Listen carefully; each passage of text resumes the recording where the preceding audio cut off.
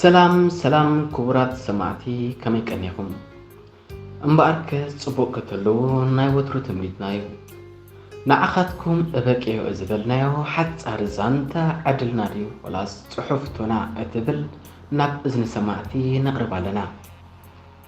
ንሕና ኣንደልዮ ኻባኻትኩም ሞራልኩም እዩ። ሞራልኩም ስንቂ ስለ ዝኾነና ሞራልኩም ኣይፈለየና። ቀዳማይ ክፋል ፊልሞን ወዲ 23 ዓመት ኮይኑ ሙልኩዕ ቸኮሌት ሕብሪ ገጽ ማእከላይ ቁመት እዝውንን ብዙሓት ታዋልድ ዝብህጎን ተፈታውን ሰብ እዩ። ኣብ ሓደ ጋራጅ ከም ፊልም መካኒክ ኮይኑ ንፉዕን ህርኩትን እዩ።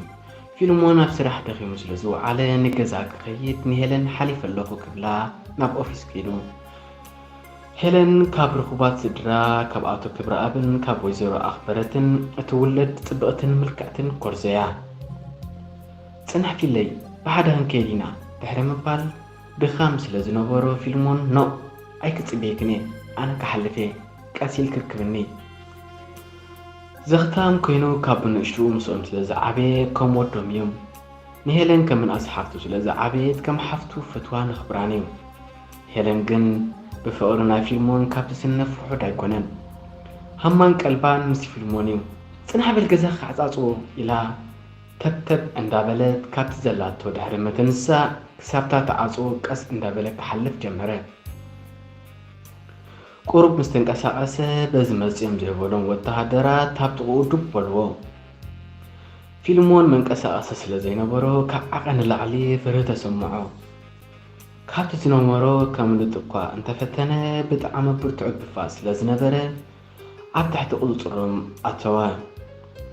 ሄለን ካንሾላ ኣጽያ ውፅእ እንተበለት ፊልሞን ዘየለ ገዲፍ ንኸይድ ማለት ድዩ እንዳበለት ንበይና ክትዕዘምዝም ድሕሪ ምጽናሕ ሓደ ኣብቲ ከባቢ ዝርከብ መንእሰይ ሄለን ብዝብል ድምፂ ኣድሃየ። ሄለን ድምፂ ዝሰምዐት ግልጽ እንተበለት ሄርሞን ንሄለን ብዙሕ ግዜ ንፍቕሪ እንዳሓተተ ዘሸግራ ሰብ እዩ። ሄለን ምስ ረኣየቶ ክላእ ኣርኪቡ ኸኣዚ እንታይ ኢኸ ኮይኑ ሕጂ ንሄለን ናብ ታሕቲ ቁፅጥሩ ክእትዋ ብዙሕ እኳ እንተፈተነ ልቢ ሄለን ግን ምስቲ ካብ ህፃንነታ ምስኣ ዝዓበየ ፊልሞን ልባ ተሸሪቡ ዝነበረ እንታይ ኢኻ ኹንካ ኣይትሰምዕ እንዲኻ ብምባል ብቕርንያ ተቐቢላቶ ንሱ ቀሲሉ ሓውኺ ተገፊፉ ክብላ ዝመፀ ሃንደበት ድቦላ ምስ ወደቆ በሊ ካዊ ትሕለፊ ኮይስ ሓውኺ ሕጂ ወተሃደራት ገፊፎም ወሲዶም ኣለዉ ኢሉ ታዘረባ ድርቢ ኣቢሉ ገዲፍዋ ተዓዝረ። ሄለን ካብ ጥቓ ኣይኮነን ክርሕቕ ምስኣ ከለያ ትናፍቆ በይኖም ወሲዶሙ ድሕሪ መባል ዝምልሰላ ከማን ኣይረኸበትን። ንሄርሞን እንተረኣየቶ ካብቲ ዝነበሮ ተሰዊሩ ጸንሓ። ሄለን መሬት ጽልምት በላ ኣብ ዘላቶ ኮፍ ኢላ ርኽሙሽ በለት። ድሕሪ ናይ ገለ ደቓይቕ ተባራቢራ ፊለይ ጥራያት ትብል ነይራ። ብጉያ ድማ ንገዛ ተዓዝረት ተብተብ እንዳበለት ድሕሪ ምብጻሕ ሓደ ሄለን ወይዘሮ ኣኽበረት ብስምባደ ዳሓንዲኺ ነብሳ ግዲ ነጊርዋ ፊለ ኽደኣ ዓብይ ኣሎ ዳሓንዲ ትቖልዓ። ሄለን ግን ወይከ መልሲ ከይሃበት ነቦኣ ክትርኽብያ ናብ ሳሎን ኣትያ ባባ ኢላ ምስ ፀውዐት ኣቦ ዘየለ ባባ ኸማማ ኣቦኺ ኣንጌ ምስ ወፀ እዩ ብቻ ማማየ ደውል ክፀውዕ እዩ ዳሓንዲ ይኮና ኢና ኣቲ ማማየ ፊል እንዴም ገፊፎሞ ወያነ ወደይ ብስምባደ ተዓንዳ ተረፈት። ናብ ኣቶ ክብረ ኣብ ክድውላ እሞ ገንዘብ ገይሩ ከውፅኦ እዩ ተሓሳብ ዝነበረ። ሄለን ናይ ኣቶ ክብረ ኣብ ቴሌፎን ምስ ደወለት ተቐብል ኣቢሉ ሄለው ድሕሪ ምባል ዳሓንዲ ኽዳኣ ትርበሽ ዘለኽ ትመስሊ በጀኻ ባባ በጀኻ ብቕልጡፍ ገዛ ምጻእ ዋ ዳሓንዲ ይኮናን ኢና ዓብይ መለኻ ሕጂ ኣነ ሃንደበት መልእኽቲ መፂኒ ንባፀ ወሪድ ኣለኹ። ምስኪናይ ፊልሞን ከምኣቶም ዝኣመሰሉ ተኣኻኺቦም ናብ መኪና ኣሲሮም ፀዓንዎም።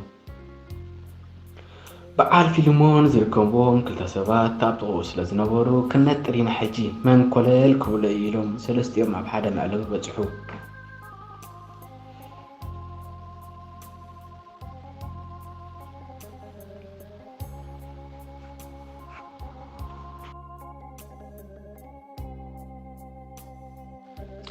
ወዮ መኪና ድማ ናብ ቦታኣ ተበገሰት። ባፅዕ ዝሰምዐት ሄለን ናብ ዘላቶ ቴሌገዲፋ ኮፍ በለት። ሄሎ ሄሎ ዝብል ድምፂ ናይ ኣቦ ዓዲ ኣኽበረት ተቐበልኦ። ዳሓን ነይረ እዛ ቆልዓ ዓታ ፊልሞን እንድዮም ገፊፎሞ ዝሰምዐ ኣቦ ብጣዕሚ ሰንበደ። በቃ ደሓን ሕጂ እኳ ክመፅእ ኣይክእልኒ ግን ወጋሕታ ክመፅእ ኣጀኹን ኣይትሸቐላ ክመፅእ ባዕለይ ከውፅእ ኢሉ ተፋንወን። መኪና ንዓደ ኣበይቶ ተመርሕ ዝነበረት ጉዕዛ ቀፀለት። በዓል ፌሌ ክነጥሩ ድማ ወዲኦሞ ትላለዉ። ሄለን ብጀካ ብኽያት ወላ ሓንቲ ክትገብር ኣይከኣለትን። ወይ ፊለይ ብኻ ነጊረካ ጥራያት ትብል ዝነበረት ዳሓን ዲ ክትቆልዓ እንታይ ኸተ ዝንገር እንታይ ኣሎዲ ካልእ ዝተፈጥረ ብነብሴ ስቑኢለ ስለ ዝተሸቐልኩ ጥራይ ትማማ። መኪና ጉዕዛ እንዳቐፀለት ዝሕል ክትብል ምስ ጀመረት ሓደ ካብኣቶም ኣብ ደንደስ ናይ ሜሮን ረጊፁ ሓፊሉ ጥርብ በለ።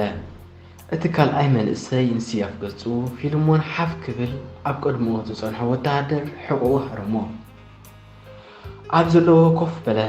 እቲ ንስያፍ ገጹ ዝነጠረ ኣናጥራ ስለ ዘየጸበቐ ብርእሱ ዓለበ። ኣይጸንሐን ብኡ ንብኡ ድማ ህይወቱ ሓለፈት። ኣውቲስታ ተቐላጢፉ መኪና ጠጠው ኣቢሉ ንፊልሞን ኣይትብላዕ ኣይትስተ ገይሮም ሃረምዎ። ዳርጋ ሞት ገይሮም ናብ መኪና ደርበይዎ። እቲ ሓደ ዓርኮም ቀልጢፊ ተሰዊሩ ኣዋርዳ ማለት ኣናጣጥራ ስለ ዘጸበቐ ክረኽብዎ ኣይከኣሉን። መኪና እቶም ዘለዉ ሒዛ ነቲ ምስኪን ፊል ሒዛ ናብ ዓደ ኣበይቶ የእትዎም። ከም ኣይላ ብኸፋ ንባኣ ክትፅበ ዝሓደረት ካንሸሎ ናይ ገዝኦ ምስ ተጓሕጉሐ ኣቶ ክብርኣብ ብቕልጡፍ ወጋሕታ እዩ ዝመፀ። ፊልሞን ወዱ እቲ ዝኣምኖን ዝፈትዎን ወዲዩ ሽዑ ንሽዑ ድማ ምስ ጓሉ ተታሓሒዞም ናብ ዓደ ኣበይቶ የእጋሮም ኣምርሕወን። ዓደ ኣኽበረት ይዕወቱ ዶ ይኾኑ ክትብል ኣብ ገዛ ኮይና ተሸቐልያ ነይራ። ብተብተብ ዝበፅሑ ኣቦን ጓልን ናብቲ ቦታ ምስ በፅሑ ከም ዝሓሰቡ ኣይጸንሖምን። ካብቲ ቦታ ተኣልዮም ብዙሓት ሰባት ኣብቲ ቦታ ስለ ዝጸንሕዎም ፊልም ምስቃን ዝእከሎ ይከይዱ።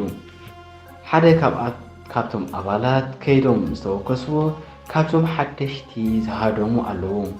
ገለ ኸማን ዝተሃሰዩ ኣለዎም። ዓቕሊ ምግባር ዝሰኣነት ሄለን ብጀኻ ዝሓዊ መነመን ይባሉ። ካብኣቶም ዝፀውዐ ኣስማት ፊልሞን ምስ ሰምዐት ብስምባደ በጥ በለት።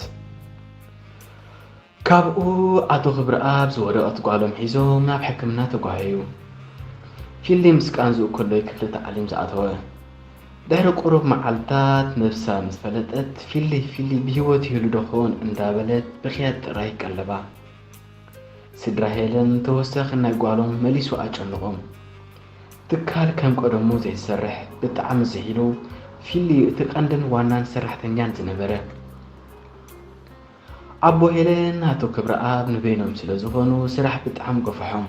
ምስኪናይ ፊሊ በቲ ዘኽታ ምዃኑ በቲ ናይ ነብሱ ማሰይቲ ይሽሸርን ይጭነቕን ነበረ። ሄለን ካብ ሕክምና ገዛ ምስ ተመልሰት ገዛ ጽላኣት ገይሩላ ነፋስ ክትውቃዕ ንኸተማ ድሕሪ ምውፃእ ወዮ ሽፍታ ሌባ ክከታተላ ዝጸንሐ ሄርሞን ደድሕሪኣ ምስ ጀምዓት ኮይኑ ሰዕባ። ኣብ ጽሙ ዝበለ ቦታ ምስ በጽሐት ውርድ ኢሎም ብቕልጡፍ ንሄለን ናብቲ መኪና ብሓይሊ እተዋ። ሄለን ኦይ ከይትብል ኣፋ ዓቢሶማ ስለ ዝነበሩ ዋላ ሓንቲ ክትገብር ኣይከኣለትን። ሄርሞን ፊል ስለ ዘየላ እምበር ፊል ተዝህሉ ሳይኮኑ ዶ ከም ዝኽገብር ፊልሞን ከይርኢሉ ኸማን ብሕቡእ ጥራይ ዝሓታ ዝነበረ። ኣብቲ ከባቢ ክሰቕልዋ ብሓይሊ ዝረኣየ ንኣቶ ክብርኣብ ብቕልጡፍ ነገሮ። በዓል መን ምዃኖም ከረጋገጽ ብዙሕ እኳ እንተደኸመ ኣብቲ ገዛውቲ ዕባይ ናይቲ ቦታ ሄርሞን ከም ዝኾነ ድማ ኣረጋገጸ። ንገዛ ከይዱ ጓለይ ኣበይ ኢኻ ተዛረብ ተዘይኮይኑ ብሕጊ ክሕዘካ እንተኾነ ወደኻ ከምዚ ክትገብር ሓሲበይን ሓሊበይን ኣይፈልጥኒ። ኣታ ሰብኣይ መን ኢኩም ኢልካ ኣነ ጋልካ ይሓዝክዋን ኣበይ ከም ዘላ ድማ ኣይፈልጥኒ። ድሓን ኩሉ ፈሊጥየ እንዴ ብሕጊ ድማ ዝደለይካ ክሳዱ ሓነቆ። ናይ ኣጋጣሚ ኮይኑ ሄርሞን ኣብ ኢዱ በትሪ ሒዙ ስለ ዝነበረ ዝቐትሎ መሲልዎ ንኣቶ ክብርኣብ ርእሱ ሓረሞ። ኣቶ ክብርኣብ ባይዶንጌን ብዙሕ ደም ስለ ዝፈሰሶም ኣብኡ ከለዉ ዓረፉ። ንሄርሞን ሓዞ ኮይኑ ብፖሊስ ተታሒዙ። ሄለን ኣበይ ከም ዘላ ወላ ሓንቲ ከም ዘይገበራን ጥራይ ፈራርሓ ከም ዝነበረን ድማ ተለፋለፈ። ሄለን ድሕሪ ምውፃእ ካብ ትሕሱም ሰብ ዘይፈልጦ ማእሰርቲ ንገዛ ተመልሰት። ኣብቲ ገዛ ግን ኩሉ ተሓዋዊስዋ። ኣቦኣ ሞይቱ ገዛ ሓዘን ፀንሓ። ሄለን ተጠሊዓ የእወየት። ፊሊ ኣበይ ከም ዘሎ ዘይትፈልጥ ናይ ኣቦኣ ሞት ተደሚሩ ጭንቀት ገበረላ። ኣብቲ ሓዘን ክትበፅሕ ዝመፀት መንእሰይ ከተፋንዋ ንሄለን ኣድሃየታ። ሄሎ ሓፍተይ ዓችኺ ኩሉ ጌታ ዝብሎ ኣይተርፍኒ ንስኺ ድማ ከምኡ ጌርካ ከብድኺ ትእትዮ። እሺ ሄሎ ሓፍተይ ሓንቲ መልእኽቲ ላትኒ እዛ ንእሽተይ ወረቐት ኣምፂእልክ ኣለኹ። እዛ መልእኽቲ ናባኺ እያ ካፊሊ ድማ እያ ካፊሊ ይቕፅል ካልኣይ ክፋል ይቕፅል ደራስን ደራኽን ዓብለል ደበሳይ